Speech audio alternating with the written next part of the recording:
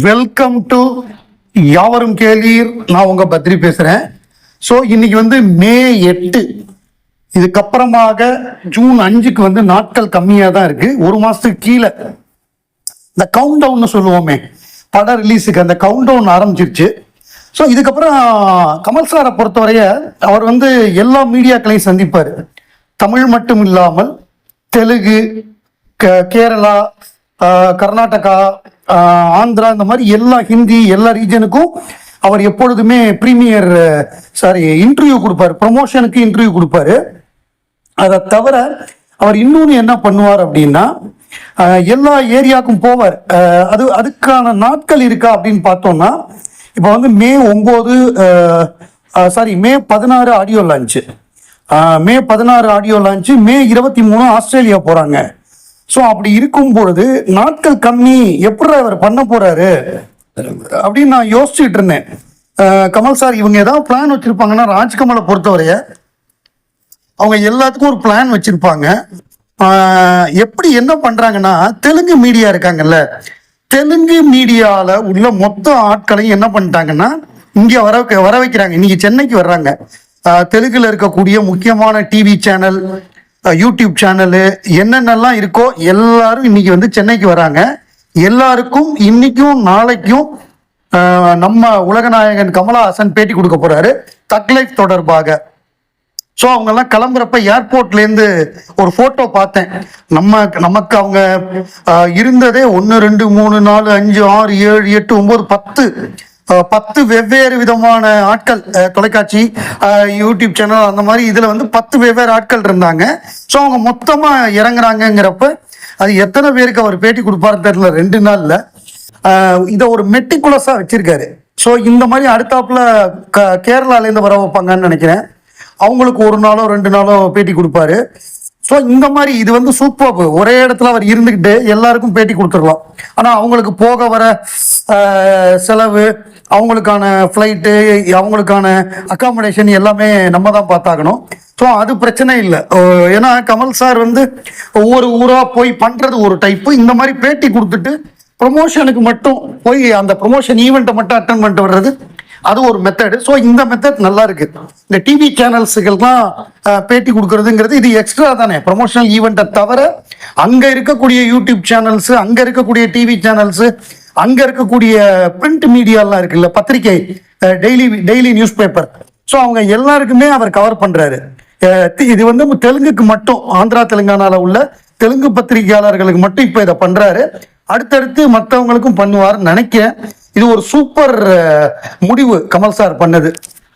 நேற்றுக்கு நான் சொல்லியிருந்தேன், கமல் சார் நிச்சயமாக இந்த அட்டாக், இந்த தீவிரவாதிகளுக்கு எதிரான இந்த அட்டாக்கு வந்து சப்போர்ட்டிவா போஸ்ட் போடுவார்னு நம்ம வீடியோலாம் போட்டதுக்கு அப்புறம் லேட்டா தான் அவருடைய ட்வீட் வந்திருந்தது. A proud India stands united with his armed forces. This is the resolute response of a strong nation that will not divided by cowardly acts of terror. I applauded the decisive and strategic military action taken by Government of India. Jai Hind. #Operation Sindoor னு போட்டிருக்காரு. அதாவது India ஒற்றுமையாக நிற்கிறது. கமல், பெருமை மிக்க India தனது ஆயுத படைகளுடன் ஒற்றுமையாக நிற்கிறது. கோழைத்தனமான பயங்கரவாத செயல்களால் பிளவுபடாத ஒரு வலிமையான தேசத்தின் உறுதியான பதில் இது.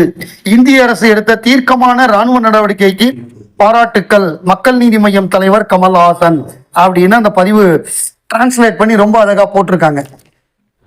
நம்மள மாதிரி ரசிகர்கள் எவ்வளவு தூரம் தக் லைஃபுக்காக எதிர்பார்த்து காத்திருக்கோமோ, தியேட்டர் அதிபர்கள் அவங்களும் தியேட்டருக்காரங்களும் அப்படி காத்திருக்காங்க. திருச்சியில எல்ஏ சினிமாஸ் அப்படிங்கிறது வந்து மிக முக்கியமானது.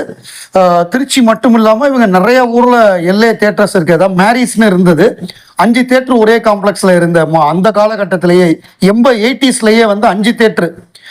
ஸோ இப்போ வந்து அது மல்டிப்ளெக்ஸா இருக்கு, அது நிறைய ஸ்கிரீன்ஸ் இருக்கு. எல்ஏ சினிமா அப்படின்னு இருக்கு, சோனா மீனா, எல்ஏ சினிமாலேயே சோனா மீனான்னு அது பஸ் ஸ்டாண்ட்ல ஒரு தியேட்டர் இருக்கு, அதுலேயும் நிறையா ஸ்க்ரீன்ஸ் இருக்கு. ஸோ அவங்க என்ன பண்ணியிருக்காங்கன்னா ஒரு பதிவு போட்டிருக்காங்க எக்ஸில். The Ulaganayagan is back and this time it's personal. 30 days to go. Kamalhassan Thug Life storms into LA cinema in just 30 days. Brace yourself for an explosive tale of grit, rebellion and raw power. So இவங்களே ஒரு படம் எப்படி இருக்குங்கிற மாதிரி grid rebellion and ரா பவர்னு கொண்டு வந்திருக்காங்க. கிட்டத்தட்ட வேலு நாயக்கர் மாதிரி. நான் இன்னைக்கு வந்து இந்த டக் ஸ்டாக் பார்த்தேன். அதில் வந்து நாசரும் நடிக்கிறாரு, அசோக் செல்வனும் நடிக்கிறாரு. அதில் கமல் என்ன சொல்லியிருக்காருன்னா, உங்கள் கேரக்டர் அவருக்கு கொடுத்துருக்காரு அப்படின்னு. நாயகன்ல நாசர் பண்ண ரோல் இருக்குல்ல, அதாவது அந்த கதாநாயகர் வேலு நாயக்கரை அரெஸ்ட் பண்ணணும் அப்படிங்கிறதுக்காக தான் அந்த ரோலே இருக்கும். அவர் பொண்ணோட கணவராக வருவார், கார்த்திகாவோட ஹஸ்பண்டா. அவர் வந்து இவர் அரெஸ்ட் பண்ணணும்னு வெறித்தனமாக அலைவார், அவ்வளோ கோபமாக இருப்பார் வேலு நாயக்கர் மேலே. அந்த மாதிரி ஒரு கேரக்டர் வந்து நம்ம இவருக்கு கொடுத்துருக்காரு, அசோக் செல்வனுக்கு கொடுத்துருக்காரு. பயங்கரமான ரோல். அப்படின்னா அசோக் செல்வன் வந்து ஒரு ரிபல் மாதிரியான கேரக்டர், ஒரு மிகப்பெரிய ஆளை எதிர்க்கிற கேரக்டர். அந்த ரோலை இவருக்கு கொடுத்துருக்காங்க. இப்போ கமல் சார் இதை சொன்னார். நான் ஏற்கனவே ஒரு முறை நாயகனையும் இதையும் சம்மந்தப்படுத்தி பேசும்பொழுது சில பேர் பதிவு போட்டிருந்தாங்க, நாயகன் வேற இது வேற, இது வேற ஸ்க்ரீன் பிளே மணிரத்னம் எழுதியிருக்காருன்னு. கமல்ஹாசன் அவர்களே நாயகனை வச்சு ரெஃபரன்ஸ் சொல்றாரு. நாயகன்ல உங்களுக்கு கொடுத்த ரோலை இப்ப இதுல இவருக்கு கொடுத்துருக்காரு, அந்த மாதிரியான ரோலை கொடுத்துருக்காருன்னு நாசர் கிட்ட கமல் சாரே சொல்றாரு. இன்னைக்கு தக் ஸ்டாக்ல வந்திருக்கு, RKF யூடியூப் சேனல்ல. ஸோ அதை பாருங்க, அதை பார்த்தீங்கன்னா உங்களுக்கு தெரியும். அதை தவிர நம்ம சிம்பு ஒன்று சொல்லியிருந்தாரு போன வீடியோவில், நேத்திக்கு சொல்லியிருந்தாருன்னு நினைக்கிறேன்.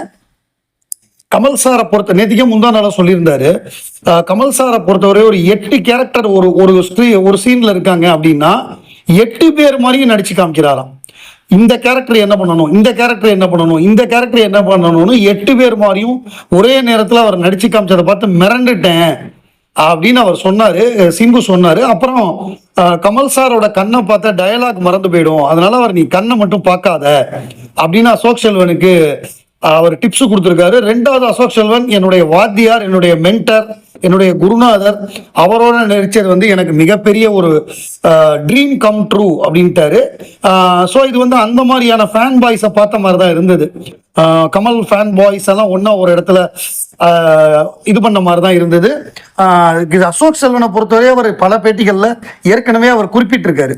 நடிகை அபிராமி அவங்க ஒரு பேட்டி கொடுத்துருக்காங்க. அதுல வந்து தக் லைஃப் படத்துல வந்து கமல் சார் டான்ஸ் ஆடும்போது அந்த ஜிங்கிச்சா சாங்ல வந்து கடைசியா ஒரு க்ளோஸ் அப் வச்சிருப்பாங்க, அவங்க அப்படியே ரொம்ப ரசிச்சு பார்க்குற மாதிரி.